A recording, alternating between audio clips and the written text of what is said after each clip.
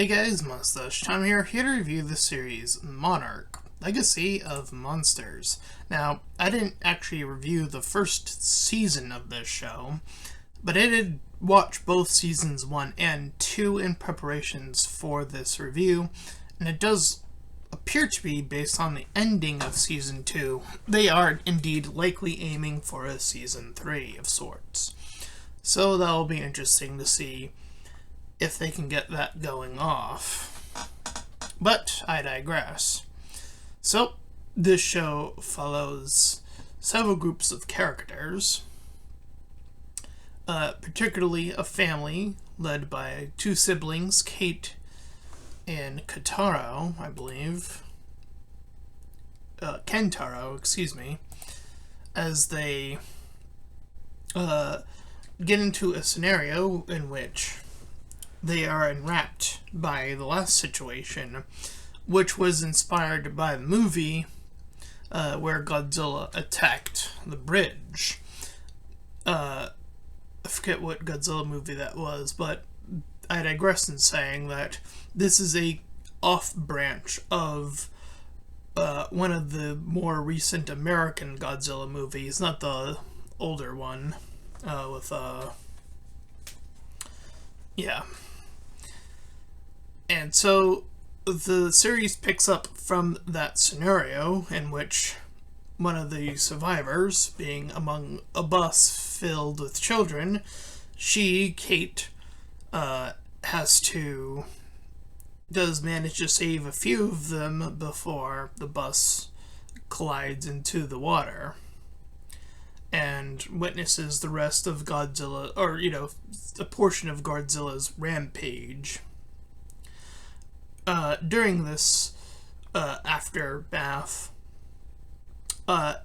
she is vexed by the scenarios and backlash as Kentaro is dealing with May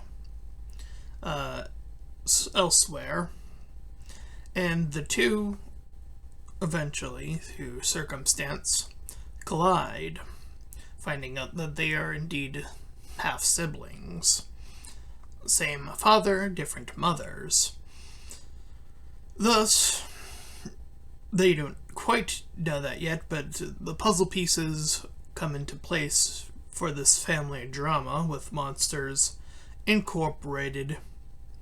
Of course, you have Kong in the poster there, but Season 1 does feature a little bit more of Godzilla rather than Kong for the most part of, at least in Season 1. Now, all while that's going on, there is a sort of side plot, which is our sort of flashback plot as well, simultaneously, which features a younger Lee Shaw, as well as Keiko and one other individual. I believe they went together like a trio, and they have a love triangle. Well, not love triangle necessarily, but it's more like a love two-way beam, I guess. One character loving both characters in an extent, and that drama as well. Now, characters in this group, one of them, Keiko, gets pulled into this portal, which is later dubbed as Alex Mundi.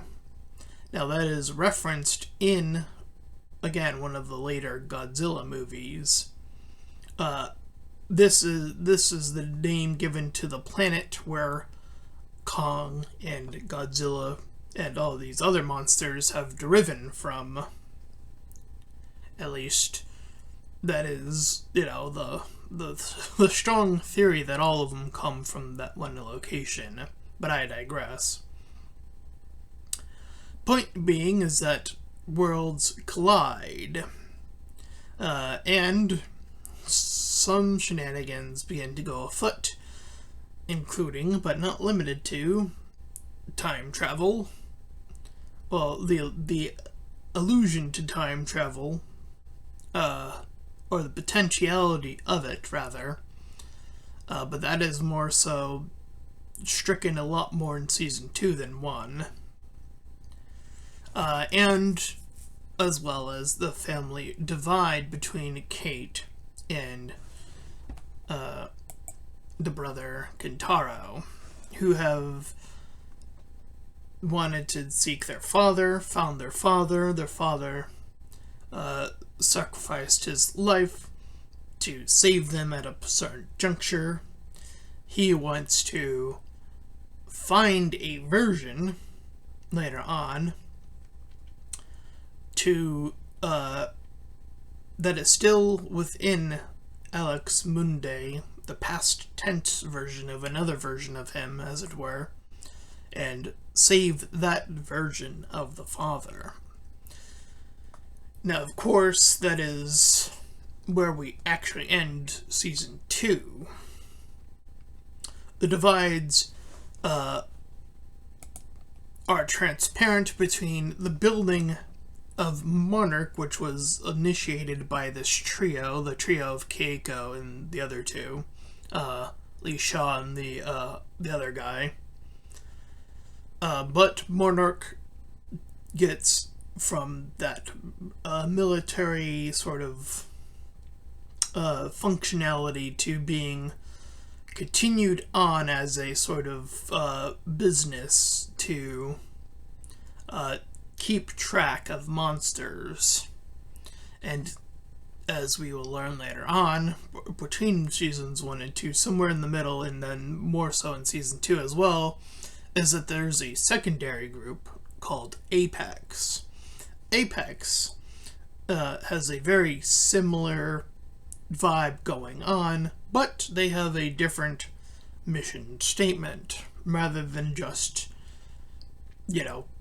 guide creatures and observe them, Apex wants to take a more direct approach. That being, control the monsters, learn to live with them through control. And this is utilized more so in season 2 as well. And we even begin to see the fruits of that as May is coaxed into these high levels of job because she's a high-end hacker, as it would turn out. And so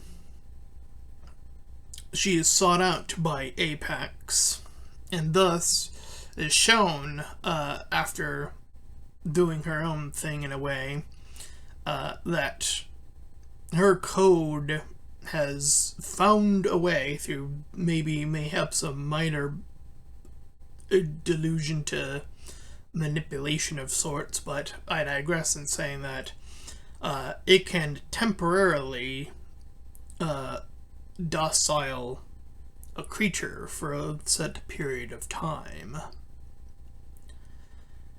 And how much further implications that could have had if they were able to keep on track with that. Now, I thought that they were gonna go and push toward a more mecha Godzilla route, but that was already technically done in the movies. So maybe that's not where Apex is going necessarily, but who knows, right? There's always a chance for another mecha Godzilla these days, so you never know. But I digress. We learned some more connections, like Kate has protagonist powers, as it were. She has a sensibility to at least one of the creatures, not quite Godzilla, but this more like water-based creature that is introduced in this series. Not a creature I'm familiar with. I'm not sure if it was given a name, a proper, kaiju name anyway. I think they just keep calling it, weapon, or, not, my motto, but, anyway, point being, they give it some like X name, so it's not quite a King Kong or Godzilla quite yet. Which, fair enough. And this creature is definitely, this third entity of a creature is definitely, between seasons 1 and 2, the big problem, because Kong and Godzilla are already here. Kong acting like a land-based on Kong Skull Island, where there is a rift to the Monday planet, for short. And Godzilla is the one that goes in the sea. If somehow something gets past Kong, it's gonna deal with Godzilla. And this creature interacts with both Godzilla and Kong at one point or another. And it's interesting, because it's clear that these creatures can commune with one another. In fact, once this creature is able to regain its senses, in both instances, for both Godzilla and Kong, they both stop their fights. But yes, the let them fight meme lives on in this show, indeed. That's the Godzilla movie where they, I think they mentioned Alex Monday once in it, maybe? I don't know, but point being that in season 2, at the tail end of it, to show where our characters are, Kate and her mother are reunited, and they are in charge of the new version of Monarch, which is also with May and another individual, this guy named Tim, who is pretty much had kind of been put in charge of Monarch at a certain juncture later on. So it's like the four of them recouping and rebuilding Monarch from the ground up at the tail end of the show. And Apex, presumably, got sort of subsumed, kind of. But we still have remnants of it, such as Kintaro joining Isabel, the other character involved within this group, to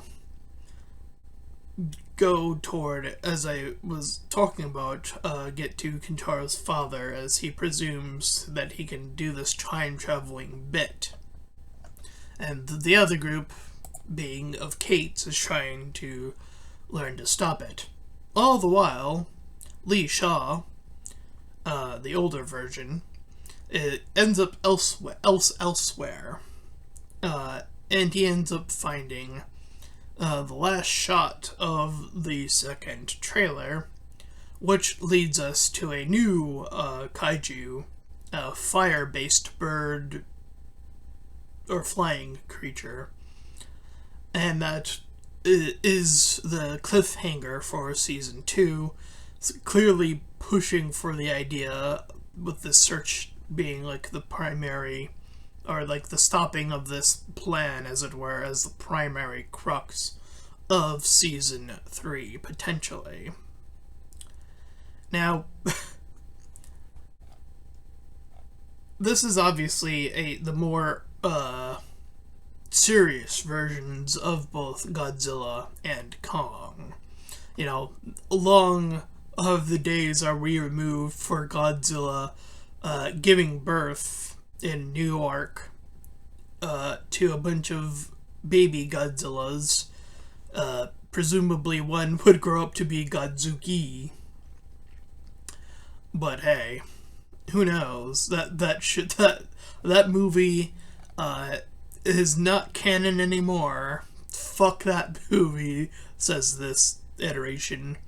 So who knows what, because Godzilla has not given birth yet. but there's always that potential. Who knows, right? What they can do with Godzilla. I mean, there is so much they can do with Godzilla. I mean, Mecha Godzilla was already a thing. They already had Kong versus Godzilla. They're clearly, again, setting up for something in Season 3 around this bird. There are definitely other legendary creatures. Ghidorah, obviously not Mothra, who's in the movies. So yeah, there's definitely other creatures and other legends and other myths and other locations that this movie can definitely explore. But I don't know. Something a part of me, because there is always, or typically in most iterations, or at least this one and a few other versions of Godzilla, there is always that hint of the connection between one human and the monsters.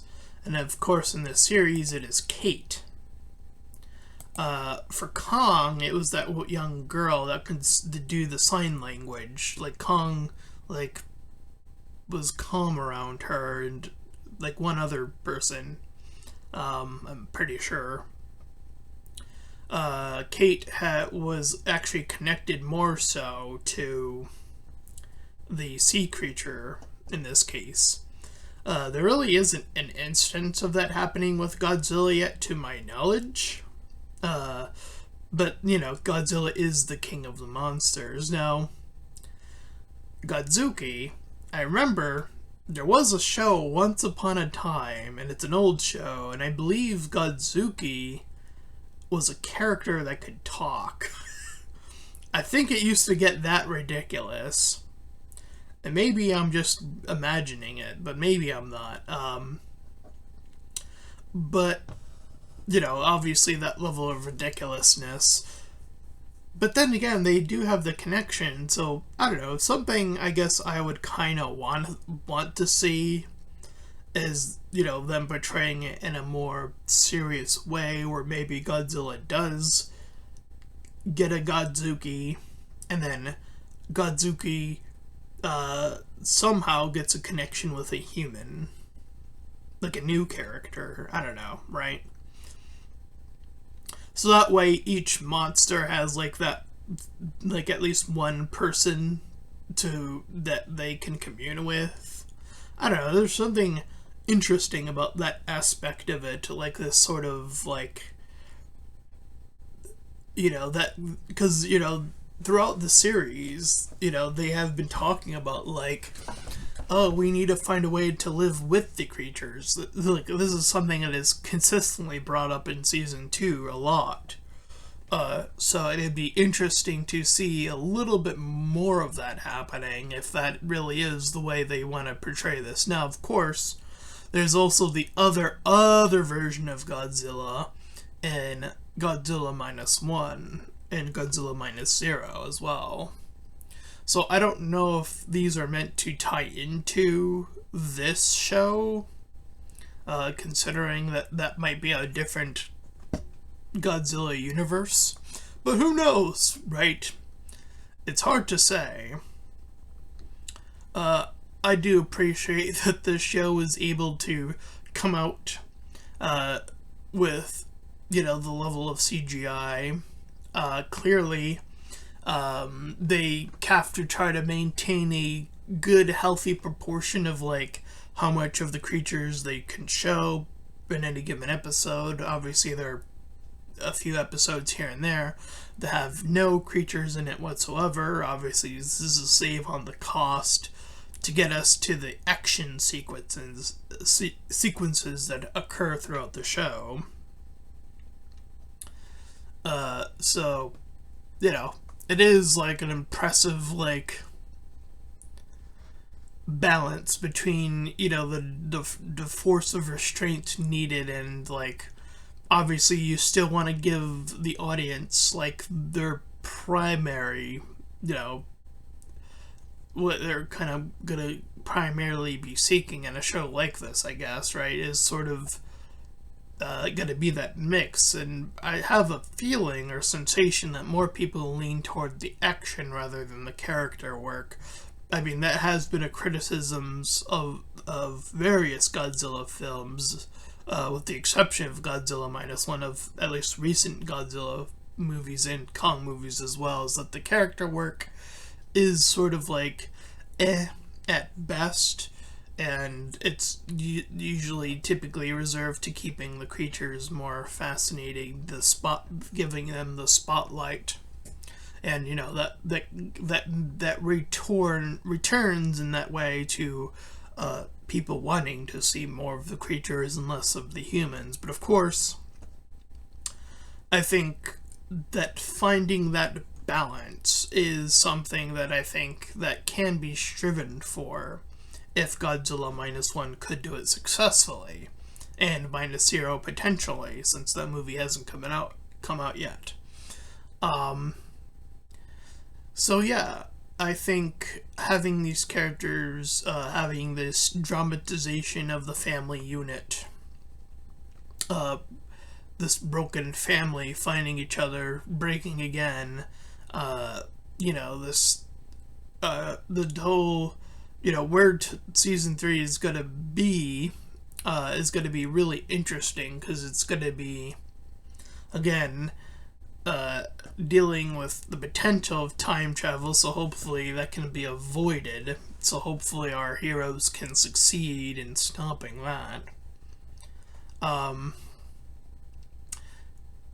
And dealing with the new kaiju as well. So there's two plots once again converging for what can be season 3.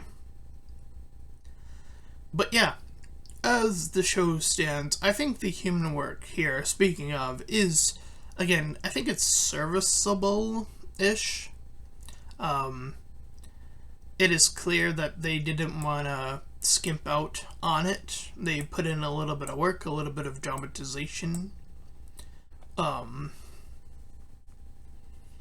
So yeah, it depends on how much you can appreciate that drama work, and the actors do put in that work for those moments, I would argue.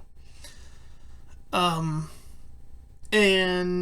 the creature portions are, here and there, obviously, but they are present, so if that is what you are seeking, then that is also present for you, your viewing pleasure, as it were. And with that, I think that season 3, whenever that's going to come out, it's going to be an interesting ride to see.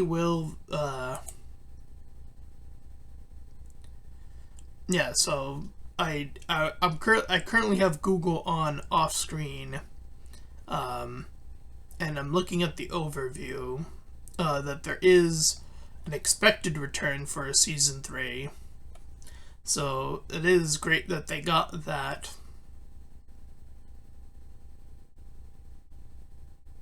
And apparently, apparently they want to keep the show going.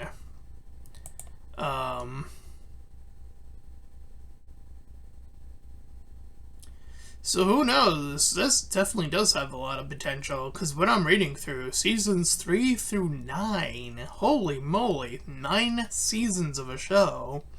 That is, they are willing to throw a lot of money into this, so, if you have not seen it, and if that sounds like something you want to see a lot more of, in, I think this is a good feeding tube between the other version of Godzilla, so that's cool. So if that's something you're interested in, I guess now is as good a time as any to catch up on Monarch Legacy of Monsters. I would give the show a 7 out of 10. It's solid. It's fine. I don't think it raises above expectations necessarily, but hey, it is what it be sometimes. But anyway,